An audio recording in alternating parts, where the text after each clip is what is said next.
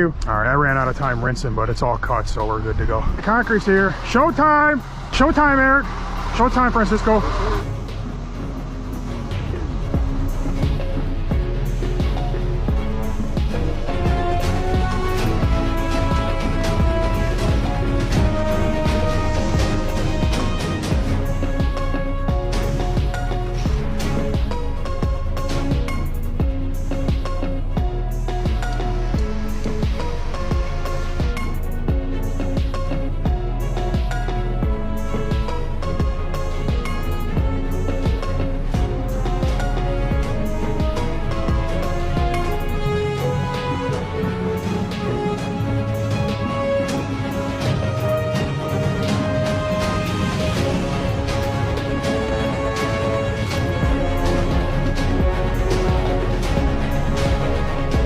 How's it going?